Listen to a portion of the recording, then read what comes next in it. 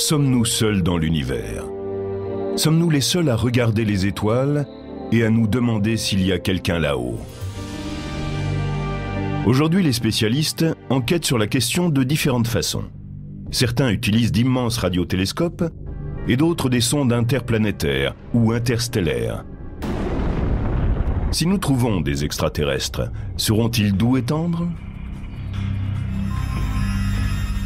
Ou les premiers d'entre eux que nous contacterons seront-ils simplement des machines réplicantes dont les créateurs seront morts depuis des millions d'années? Certains des plus grands spécialistes au monde explorent la question et sont à la recherche d'E.T.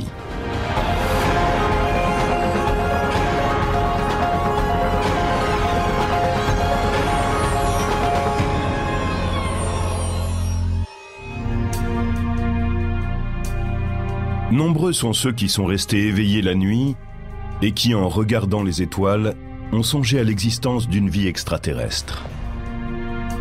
Dans une galaxie qui compte des milliards d'étoiles, dans un univers qu'habitent des centaines de millions de galaxies, sommes-nous seuls? Le caractère infini de l'univers est difficile à saisir, mais voici une image qui peut vous en donner une idée. Disons que le Soleil est de la taille d'une bille que l'on va déposer sur un trottoir de Manhattan. La Terre serait une tête d'épingle à 1,20 m de là, et Mars 60 cm plus loin. L'étoile la plus proche, susceptible d'abriter une forme de vie intelligente, Alpha du Centaure, ne serait pas à 3 ou 30 mètres de là, mais beaucoup plus loin. Elle se situerait à Washington, à 300 km. Et l'étoile suivante pourrait être à 10 000 km, comme à Rio de Janeiro.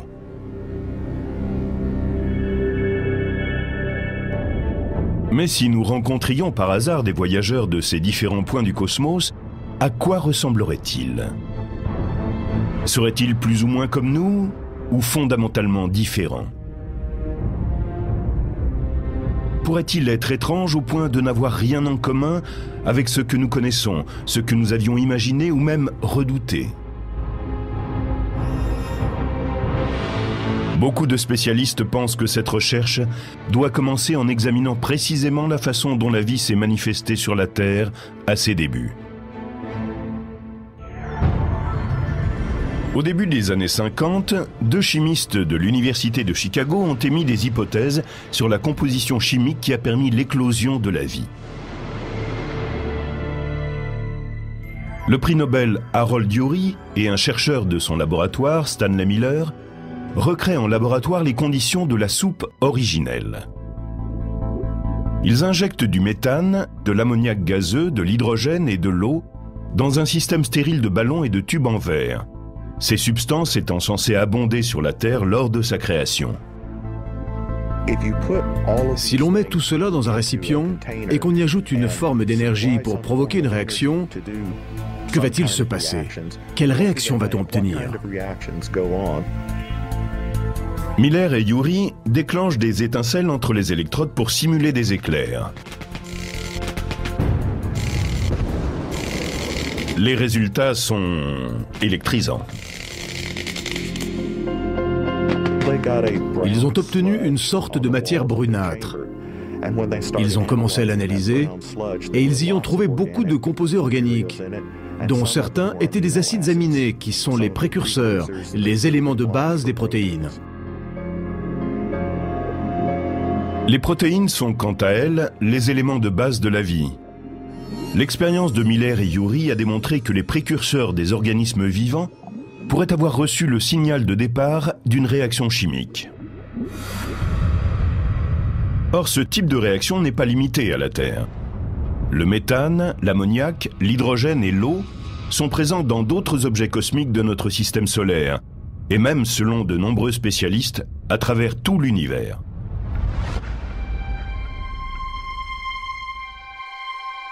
L'astronome Carl Sagan, en parlant de cette expérience, a noté qu'aucune autre n'a fait davantage pour convaincre les spécialistes que la vie pourrait prospérer partout dans le cosmos. Mais la présence de l'eau est la clé de l'expérience. Une réaction chimique de ce type ne peut avoir lieu sans elle. L'eau est parfaite pour dissoudre les matériaux. Elle fait cela bien mieux que la plupart des autres liquides. Et elle permet de dissoudre toutes sortes de nutriments et de produits chimiques, des éléments qui peuvent agir comme des catalyseurs et qui suscitent la production de substances chimiques nécessaires à la vie. L'eau stocke très bien tous ces éléments chimiques. Sur la Terre, on trouve aussi de l'eau dans certains environnements extrêmes, et elle y abrite certaines formes de vie. Celle-ci prospère dans les océans à des profondeurs que la lumière du soleil ne peut atteindre, ou encore dans des crevasses rocheuses humides, en dessous de la surface de la Terre. Et même, par exemple, dans un ancien lac californien, dont le taux de salinité excède 10%, ce qui représente 3 fois celui de l'océan.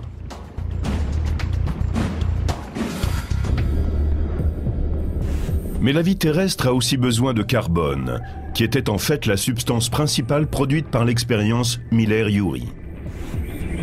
Toutes les formes de vie que nous connaissons sont composées pour une large part de molécules de carbone. La vie a besoin d'une certaine forme de capacité à créer des molécules longues qui puissent stocker l'information. Et le carbone est formidable pour construire des molécules longues. Ainsi, par exemple, la molécule de l'ADN est faite d'1 milliard de paires de brins porteurs de base. Une molécule d'ADN de l'une de vos cellules que l'on étirerait mesurerait 1 mètre de long. Une seule molécule de l'une des 3 milliards de cellules qui forment votre corps. On a donc besoin d'un élément qui stocke la quantité énorme d'informations nécessaires pour créer une créature comme un lion, un humain ou un arbre. Mais si la vie existe ailleurs, dans notre galaxie, ou même au-delà, est-elle née des mêmes conditions ? La vie extraterrestre serait-elle basée sur l'eau et le carbone ? Une vie intelligente serait-elle façonnée par l'ADN et les extraterrestres auraient-ils la même apparence que nous ? Peut-être serait-il un peu comme nous, mais ce serait vraiment une pure coïncidence. Prenez un écureuil. Il habite la même planète que moi. Il a un ADN, et 70% de son ADN est sans doute semblable au mien. Mais il ne me ressemble pas. Alors pourquoi les extraterrestres me ressembleraient-ils ? Il n'y a guère de raison.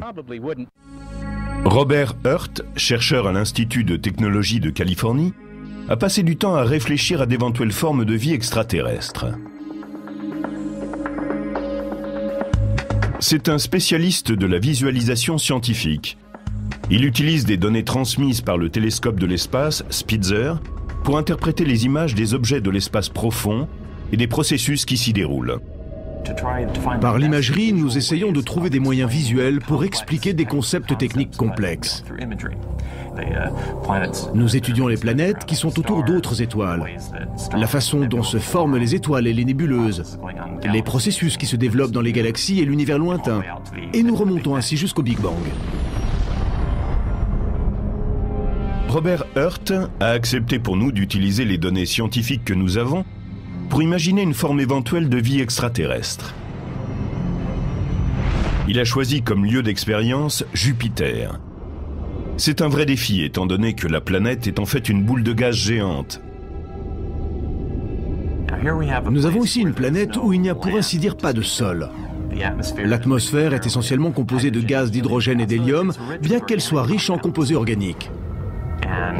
Quand on s'enfonce dans cette atmosphère, elle devient de plus en plus chaude et la pression augmente également. Donc la question est, que peut-on faire? Que peut-on imaginer de vivant dans un environnement comme celui-ci? En se référant au seul modèle de vie que nous connaissons, les organismes terrestres, Hurt a commencé par se demander ce qui était indispensable à l'émergence de la vie sur Terre. Vous avez besoin de sources d'énergie. Vous avez besoin des substances chimiques dont la vie terrestre a besoin pour construire les matériaux dont elle est faite.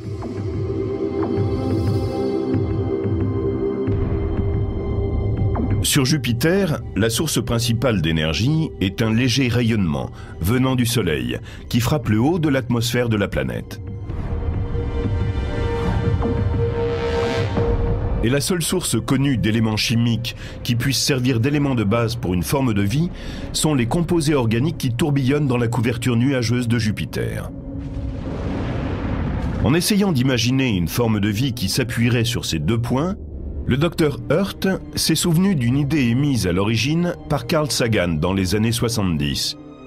une sorte de ballon vivant fait de gaz. Une telle créature pourrait rester en l'air dans l'atmosphère de Jupiter.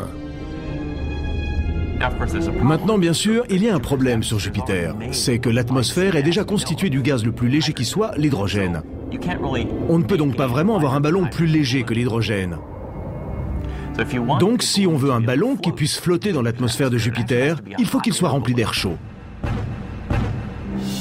Robert Hurt a inventé un organisme extraterrestre qui ressemble plus à une plante qu'à un animal. On aurait donc un ballon en forme de plante qui flotterait car il serait gonflé d'air chaud. Cela dit, le coût biologique pour produire cet organisme est très élevé. On pourrait donc imaginer une créature à la peau très foncée et très fine, ce qui permettrait aux rayons du soleil de chauffer le gaz à l'intérieur.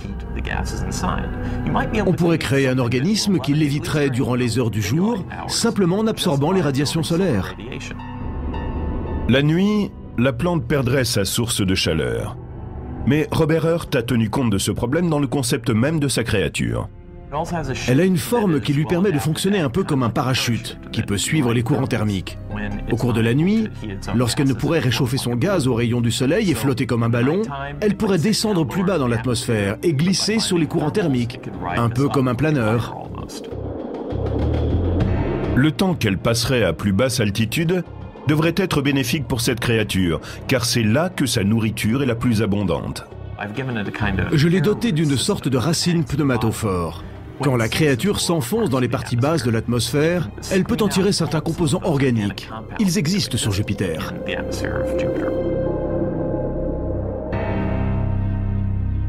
Bien sûr, la création du Dr Hurt, cette plante ballon jupitérienne, n'est pour l'instant qu'un exercice inventif et divertissant, bien qu'il soit tout à fait fondé scientifiquement.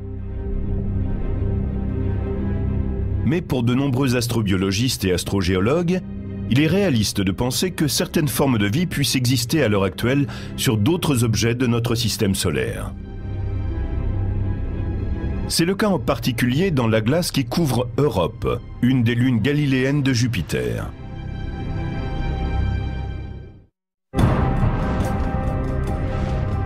À 500 millions de kilomètres de la Terre, en orbite autour de ce géant gazeux qu'est la planète Jupiter, se trouve ce qui pourrait être le refuge de la vie extraterrestre dans notre système solaire, Europe. C'est une boule couverte de glace, de la taille de notre Lune, ce qui équivaut à un quart de la Terre.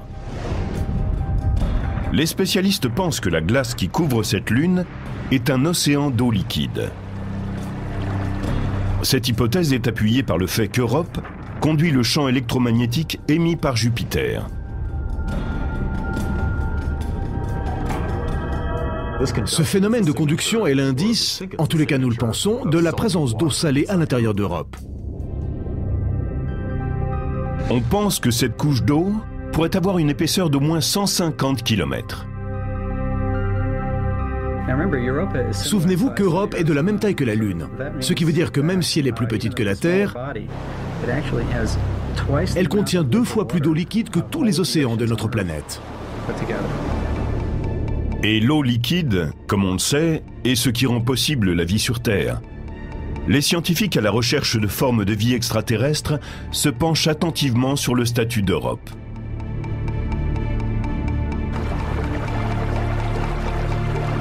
Mais comment pourrait-il y avoir de l'eau liquide, qui gèle en dessous de 0 degré Celsius, sur une Lune 4 fois plus éloignée du Soleil que la Terre ? Europe trace une orbite ellipsoïdale autour de Jupiter. Parfois elle en est proche, et parfois elle s'en éloigne. Quand elle est proche de Jupiter, elle est étirée par la force de gravitation de la planète. On appelle ça un effet de marée. Et quand elle s'en éloigne, elle se rétracte. Ce qui veut dire que le corps d'Europe est continuellement en travail. La friction causée par cet étirement produit de la chaleur, tout comme une balle de caoutchouc s'échauffe quand on la comprime de façon répétée. Ce processus lié à l'effet de marée pourrait produire assez de chaleur pour garder de l'eau sous forme liquide sous la surface d'Europe. On voit d'autre part que ces étirements répétés provoquent des fractures dans sa croûte de glace. Imaginez que vous soyez en train d'essayer de changer la forme d'un œuf. Qu'arriverait-il à la coquille? Elle craquerait. C'est ainsi que lorsque nous regardons la surface d'Europe, nous voyons des lignes qui indiquent presque certainement l'emplacement de fissures. Il semble que ces fissures s'ouvrent et se ferment fréquemment, et en permettant à l'eau qui est sous la surface d'entrer en action avec la surface, elles peuvent avoir d'importantes conséquences sur une éventuelle forme de vie sur cette lune. L'eau de l'océan lunaire va se précipiter dans cette fissure, et en même temps elle gèle, enfin elle commence à geler. Quelques heures plus tard, quand la fissure se referme, elle presse cette eau gelée et de la neige fondue remonte à la surface. C'est pour cela que nous voyons sur Europe ces lignes qui, dans la plupart des cas, sont doubles et s'allongent de chaque côté de la fissure. La majeure partie de l'eau est éjectée de la fissure et retourne en arrière, vers l'océan qui est en dessous. Et il semble qu'elle puisse alors transporter sous la surface certains éléments nécessaires à la vie. Au-dessus de la glace qui couvre Europe, on trouve de l'oxygène. Il a été séparé de l'eau lorsqu'elle était sous forme de glace, par des particules chargées par le champ magnétique de Jupiter. La surface d'Europe semble de plus abriter des composants organiques qui viennent de comètes et de morceaux de comètes. Voici encore un ingrédient important pour la vie.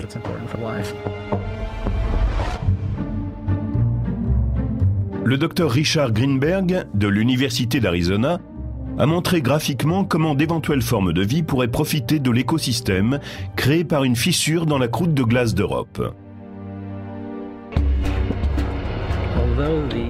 L'atmosphère extérieure de la planète ne serait pas bénéfique à des formes de vie, à cause de la radiation. Mais en descendant de quelques mètres à l'intérieur, on est en sécurité par rapport à cette radiation. Et en même temps, on capte assez de lumière du soleil pour que se produise la photosynthèse. Un éventuel organisme vivant serait relié à l'océan par l'eau, qui, grâce à l'effet de marée, afflue et reflue chaque jour. Une journée sur Europe est beaucoup plus longue qu'une journée sur Terre, près de 3 fois et demi. Cela donne le temps aux organismes mobiles de s'aventurer dans la fissure. On pourrait imaginer d'autres organismes qui s'accrochent au mur de ces fissures et exploitent simplement les flots de l'eau de l'océan qui passent chaque jour devant eux.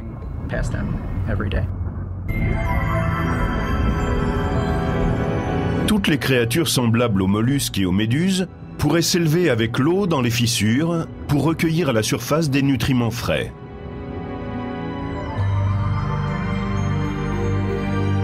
Dans les océans couverts de glace d'Europe, la vie pourrait aussi trouver de l'énergie et des nutriments d'un autre endroit que la surface glacée. Il est possible que la chaleur résiduelle du cœur de cette lune ait fait naître des évents hydrothermaux sous-marins. Sur Terre, ce type de système abrite de multiples formes de vie exotiques. Ce qui se passe, c'est que l'eau qui est très chaude et contient beaucoup de métaux lourds passe à travers l'eau du sol et est injectée dans l'océan même. Il y a là beaucoup de composés chimiques dont la vie peut se nourrir. Cette source chimique d'énergie permet l'existence d'immenses populations de bactéries et de très petites formes de vie. Il y a tout un écosystème, une chaîne de nourriture, qui permet à différentes sortes de poissons et de vers de prospérer dans ces endroits. Depuis quelques années, on discute de l'opportunité d'envoyer sur Europe un vaisseau qui pourrait pénétrer la glace et prouver la présence de vie. Mais Richard Greenberg, un expert de cette lune, pense qu'il serait possible de découvrir des signes de vie sans pénétrer la glace. Si nous envoyons un vaisseau spatial sur Europe pour chercher la vie, cela pourrait être assez facile d'y arriver, plus facile qu'on ne l'imagine généralement. On s'est essentiellement posé les questions suivantes. Comment faire pour traverser ces kilomètres de glace? Pour descendre au fond des océans? Comment percer la croûte glacée? Ou la faire fondre pour passer au-delà? Mais ce ne sera pas nécessaire. Si l'on arrive à se poser à un endroit où le matériau, que ce soit sous forme de liquide ou de glace, est remonté récemment de l'océan, on pourrait y trouver des traces d'organismes. Ou bien, si l'on peut se poser intelligemment dans un endroit actif, on pourrait y prélever des échantillons d'eau océanique réellement fraîche. Selon certains, le risque dans ce cas serait de contaminer la lune glaciaire. Si des micro-organismes s'embarquaient clandestinement dans un vaisseau qui atterrirait à la surface d'Europe et qu'ils trouvent leur chemin dans l'eau liquide, nous pourrions plus tard nous rendre compte que la vie que nous aurions cru avoir découverte sur Europe viendrait de chez nous. Mais il existe une autre lune éloignée, quelque part ailleurs dans notre système solaire, qui ne risque pas d'être contaminée par nous, tant la vie y serait différente.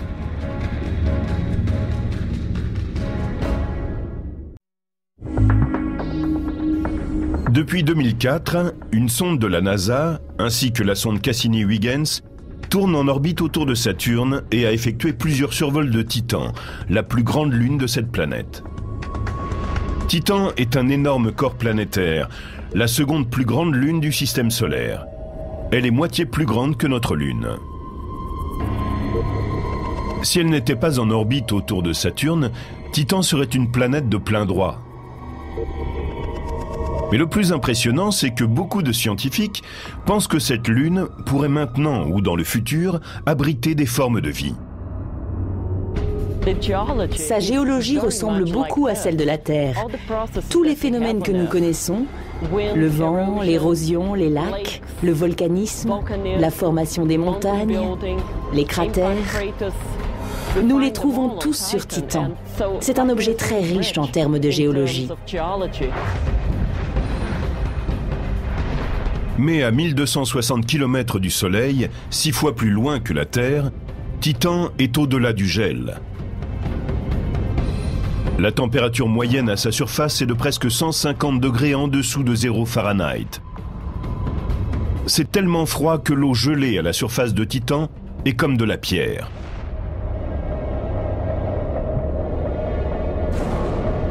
Les pierres de cette photo prise par la sonde Huygens sont en fait de l'eau.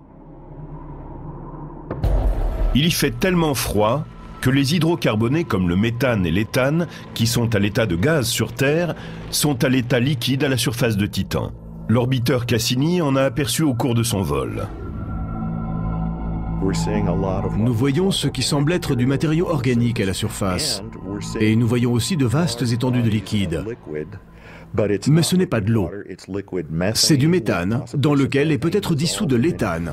Il y a d'immenses lacs, de la taille de petites mers.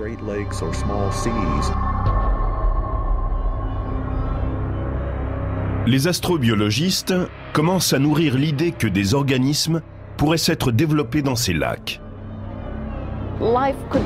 La vie y serait très particulière. Nous avons pensé à la vie en termes d'eau et d'eau liquide. Mais pourrait-il y avoir de la vie dans les hydrocarbonés liquides? Peut-être. La vie sur Terre existe dans certains endroits très difficiles, où vous ne vous attendriez pas à trouver de la vie. Et nous appelons ces organismes extrémophiles.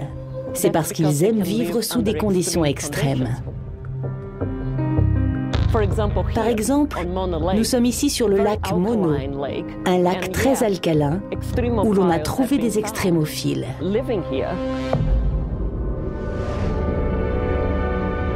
Il est possible aussi que la vie se soit créée plus tôt dans l'histoire de Titan, à une époque où la chaleur liée à la formation de cet objet cosmique était encore présente. Les conditions auraient été alors similaires à celles qui régnaient sur la Terre lors de sa formation. Il y a beaucoup d'eau ici, beaucoup de nitrogène et beaucoup d'autres éléments. Donc vous avez de l'eau chaude, du nitrogène et du carbone. Et nous pensons que les processus chimiques qui, sur Terre, sont à l'origine des matériaux biologiques et prébiologiques, qui ensuite font partie de la vie, peuvent avoir été à l'œuvre de la même façon sur Titan, si l'on a le même type d'éléments chimiques et de la chaleur. Certains pensent que si le cœur de Titan est suffisamment chaud, cette hypothèse pourrait se vérifier. Dans ce cas, la vie microbienne pourrait être encore présente, loin sous la surface. Des organismes vivants ont été trouvés qui prospéraient dans des crevasses humides à 3 ou 4 km sous la surface de la Terre. Maintenant, si vous vous enfoncez dans Titan, et je parle ici de 50, 100 km, ou peut-être même 200, eh bien, tout comme lorsque l'on s'enfonce dans la Terre, la chaleur devient plus intense. Et il semble aussi que sur Titan, il y ait des éléments mélangés à l'eau, comme par exemple de l'ammoniac, qui peut agir comme un antigel. Et nous savons que l'eau, sous sa forme liquide, est un excellent médium pour toutes sortes de réactions chimiques, y compris celles qui produisent des acides aminés et d'autres substances chimiques prébiotiques. Pourtant, à l'heure actuelle, malgré tout, on ne peut guère observer Titan de près. Cette lune de Saturne est dissimulée par son atmosphère dense de nitrogène et de méthane. Le vaisseau spatial Cassini est équipé d'un spectro-imageur à infrarouge, mais les images prises sous une longueur d'onde visible sont généralement plus utiles pour les analystes. Il faut en quelque sorte contourner cette atmosphère opaque qui altère notre vision de la surface. Pour bien observer réellement ce qui se passe, et en particulier pour avoir une idée précise de la composition de tout ce que nous apercevons, il paraît évident que nous devons nous rapprocher.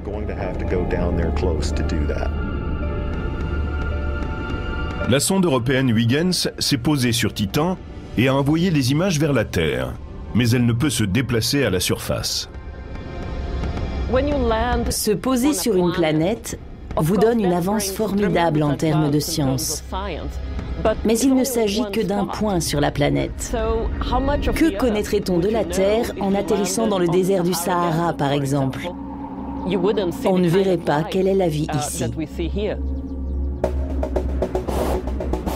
Pour explorer les vastes espaces de Titan, on pourrait utiliser un appareil qui travaillerait un peu comme les ballons d'air chaud que nous avons sur Terre. Le Jet Propulsion Laboratory de la NASA développe un ballon qui transporterait du matériel pour prendre des images et également étudier l'atmosphère de Titan. Les ingénieurs considèrent qu'un ballon constitue une plateforme d'une grande stabilité pour ce type de mission. Si un ballon est coupé de tout contrôle électronique pour plusieurs heures, ce n'est pas grave. On peut avoir quelque chose à bord qui dit au ballon « D'accord, ferme ta valve de descente et mets-toi à une altitude où tu es en sécurité. Et tu restes là jusqu'à ce que tu reçoives de nouvelles instructions. » Les missions complexes vers des satellites très éloignés de notre système solaire sont exaltantes et permettent souvent de grandes avancées scientifiques, tandis que la promesse de découvrir des formes de vie extraterrestres est très mince. Il y a plus d'espoir de trouver une vie intelligente et génératrice de technologie quand on regarde au-delà du système solaire, vers les étoiles voisines.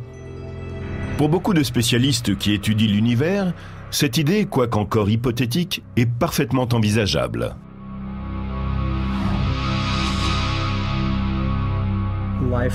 La vie tend à évoluer pour rencontrer de plus en plus de succès. Et il semble que sur Terre, une des choses qui permettent aux organismes de réussir, ce soit de devenir intelligents. Donc il me semble fort possible qu'il y ait des créatures dotées d'une certaine forme d'intelligence sur d'autres planètes. Si l'une de ces formes de vie a débuté des milliards d'années avant le système solaire, elle a peut-être pris 1 milliard d'années de plus que nous pour arriver au même point.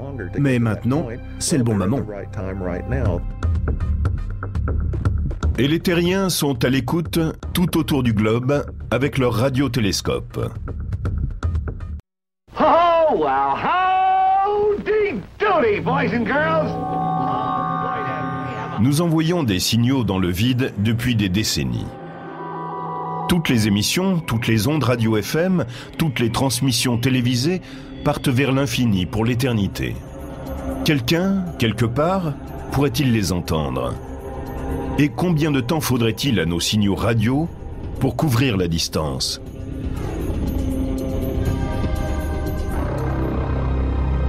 Reprenons notre image. Le Soleil est une bille sur le trottoir de Manhattan. Alpha du Centaure, l'étoile la plus proche, est une bille sur le trottoir de Washington. Une étoile plus lointaine sera une bille placée à Rio de Janeiro. Une fusée lancée depuis la Terre, le trottoir de Manhattan, mettrait 75 000 ans pour atteindre Alpha du Centaure, celui de Washington. Et la même fusée aurait besoin de 2 millions d'années pour atteindre Rio, une étoile située à 100 années-lumière de là. Heureusement, un signal radio est beaucoup plus rapide qu'une fusée. Il file à la vitesse de la lumière. Et au lieu de prendre 75 000 ans, un signal voyageant de la baie de Manhattan jusqu'à la baie de Washington ne prendrait que 4 ans et demi. Un signal allant de la baie de Manhattan à celle de Rio prendrait 100 ans pour faire le voyage. Certaines de nos premières émissions pourraient maintenant approcher de leur but. Voyons les choses à l'envers.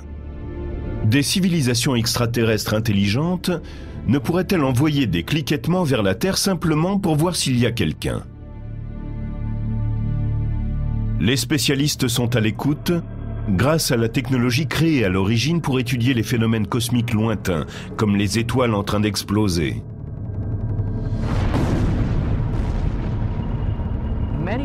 De nombreux phénomènes produisent des ondes radio. En les étudiant, on obtient des informations sur ce qu'il y a ailleurs et comment ça marche.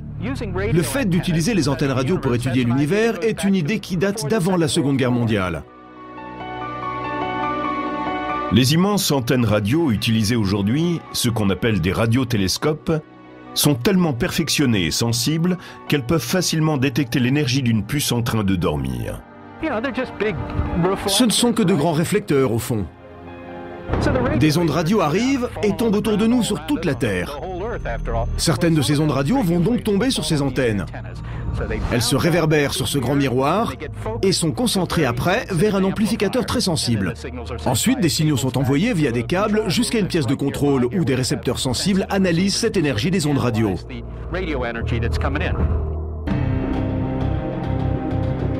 Seth Shostak est un astronome de l'Institut SETI de Mountain View en Californie. SETI signifie « recherche d'une intelligence extraterrestre ». Ici aussi, on utilise des radiotélescopes, mais pas pour étudier des phénomènes cosmiques naturels. C'est exactement la même technologie qu'on utilise pour chercher des signaux qui sont non pas émis par la nature, mais par exemple par E.T. Et comment fait-on la différence? Le type de signal que nous recherchons est ce qu'on appelle un signal à bande étroite. C'est un signal qui est à un seul endroit de la longueur d'onde. Il est sur une seule fréquence. C'est ce qui indique qu'il est envoyé par un émetteur et non par la nature. Bien sûr, ce ne sont pas des scientifiques qui font ce travail d'écoute, mais des ordinateurs. Nous avons des récepteurs spécialisés qui font le travail et des ordinateurs qui contrôlent les récepteurs. En général, ceux-ci contrôlent 100 millions de canaux en même temps. Si un ordinateur voit un signal qui lui paraît pouvoir être une forme de vie extraterrestre et non un radar d'aéroport ou un satellite de télécommunication, il va suivre ce signal. Et si cela commence à lui paraître intéressant, que cela peut être le grand truc qu'on attend, alors il nous contactera et attirera notre attention dessus. Pour l'instant, aucun signal de ce type n'a été détecté. Mais l'Institut SETI continue fidèlement ses recherches, et à juste titre, selon beaucoup d'astronomes réputés. Absence de preuve ne signifie pas preuve d'absence. Donc nous ne pouvons pas dire que du fait que SETI n'ait rien trouvé jusqu'à présent, c'est qu'il n'y a pas d'autre civilisation intelligente quelque part. Non, on ne peut pas dire cela. Et je soutiens la poursuite de ces recherches.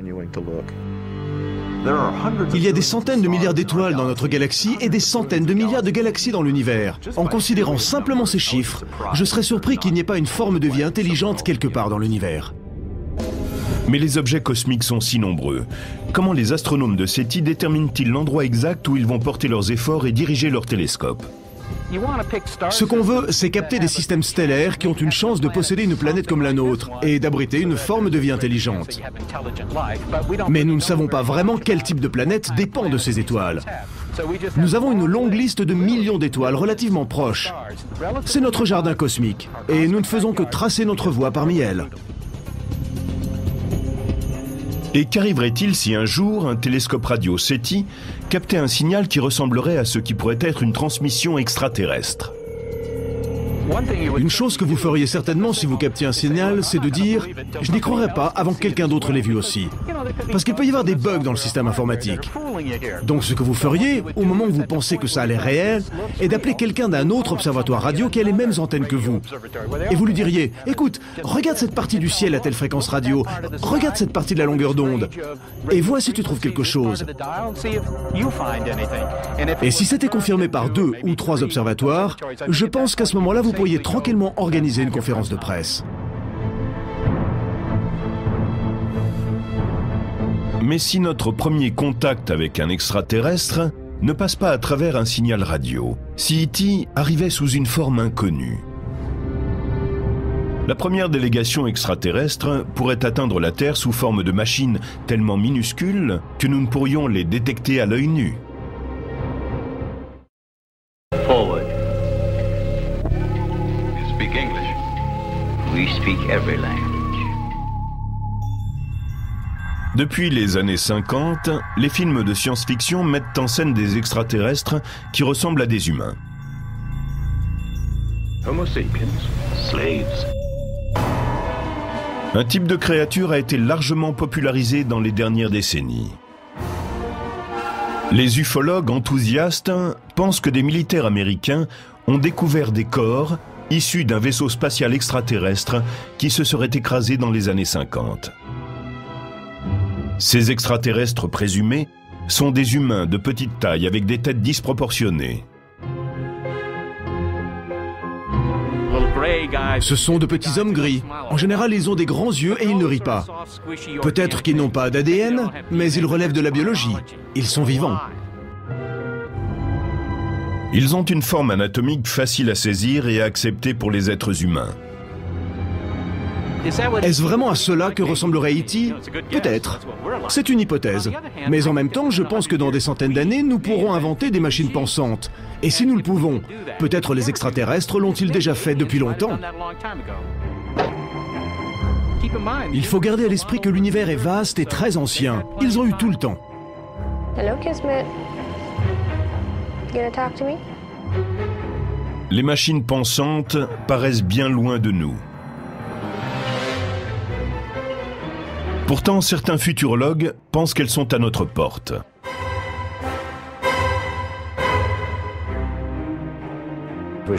Nous réduisons la taille des transistors sur les circuits intégrés. Tous les 2 ans, nous pouvons mettre 2 fois plus d'informations sur une puce. Et en étant plus petit, cela va de plus en plus vite. Et ce sera encore le cas pendant des décennies.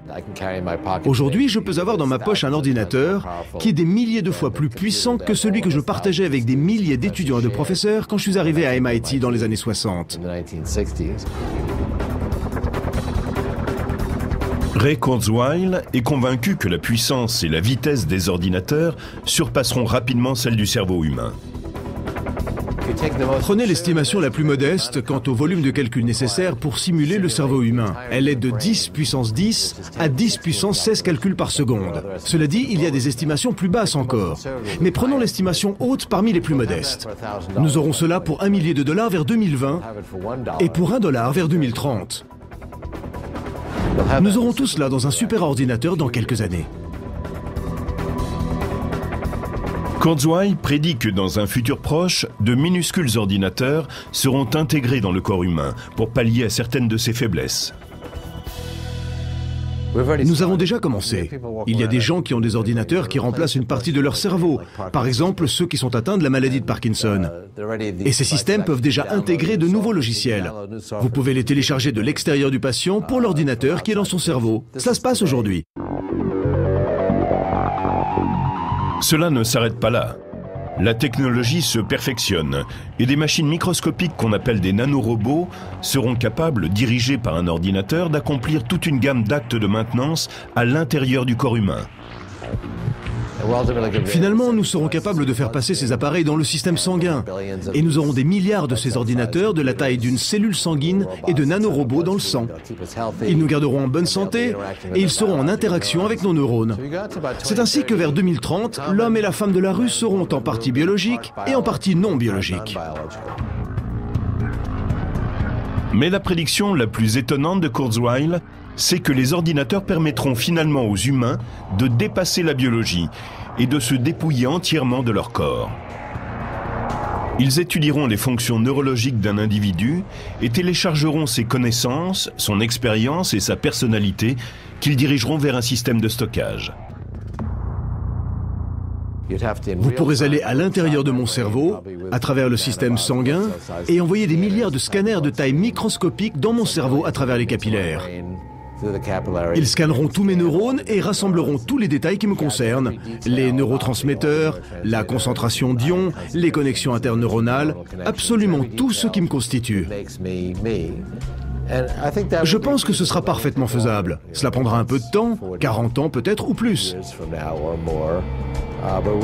Mais il viendra un moment où on pourra capter chaque particularité d'un individu et recréer ensuite sa personnalité.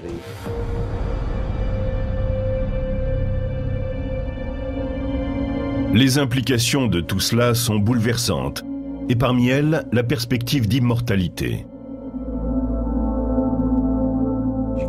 Si un système informatique meurt, ce n'est pas la fin des dossiers. Il suffit de les copier sur une nouvelle machine. Toutes les caractéristiques de votre machine peuvent être préservées. Vous pouvez en faire une copie. Les machines elles-mêmes seront assez intelligentes pour se reproduire et améliorer régulièrement leur design. Nous voyons déjà des systèmes qui se reproduisent seuls dans les ordinateurs. Par exemple, un virus, c'est une entité. Ce n'est pas physique, c'est juste un élément de logiciel, mais qui est capable de se copier lui-même. Et c'est ainsi que quelqu'un peut expulser un virus, qui est en train de se copier lui-même, et ensuite le propager par Internet. Voilà ce qu'est l'auto-reproduction.